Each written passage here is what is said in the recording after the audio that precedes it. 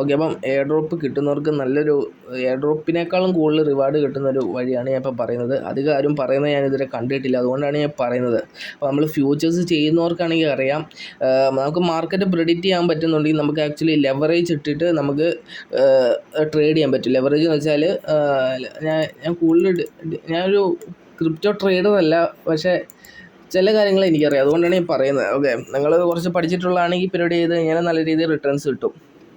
ഏകദേശം ഇവിടുന്ന് ഒരു ഷോർട്ട് പൊസിഷൻ എടുത്തു കഴിഞ്ഞാൽ ഇവിടെ വന്നിട്ട് ഞാൻ എക്സിറ്റ് ചെയ്യുകയാണ് ചെയ്തത്. ഓക്കെ, എക്സിറ്റ് ചെയ്തപ്പം ലെവറേജ് തുടക്കം ഞാൻ എന്തോ 5 ഇട്ടിട്ടുണ്ടായിരുന്നു, 5-6 ഇട്ടിട്ട് പിന്നെ അത് മാക്സിമം 75 ആക്കിയിട്ടാണ് ഞാൻ ചെയ്തത്. ഓക്കെ, അപ്പം നിങ്ങൾ കുറച്ചെങ്കിലും ഒരു യൂട്യൂബ് വീഡിയോസോ വേറെ ആളുടെ വീഡിയോസ് കണ്ടിട്ട് നിങ്ങൾ ഫ്യൂച്ചേഴ്സ് ട്രേഡ് ചെയ്യാൻ നോക്കുക. അപ്പം നല്ല രീതിയിൽ നിങ്ങൾക്ക് റിവാർഡ് കിട്ടും. ഒരു ചെറിയ ഡോളർ മതി.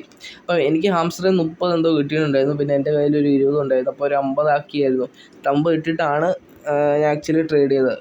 ഓക്കെ, അപ്പോൾ ഇനീഷ്യലി ഈ ഫ്യൂച്ചർ ഇത് തുറക്കില്ല, ഒരു കുറച്ച് കഴിയണം, കുറച്ച് 10-15 മിനിറ്റ് ഒക്കെ കഴിഞ്ഞാൽ ഇത് തുറക്കുള്ളൂ. ഓക്കെ, അപ്പം നമ്മൾ അപ്പോൾ ചെയ്താൽ മതി, ഇപ്പോൾ തുടങ്ങിയാൽ മതി.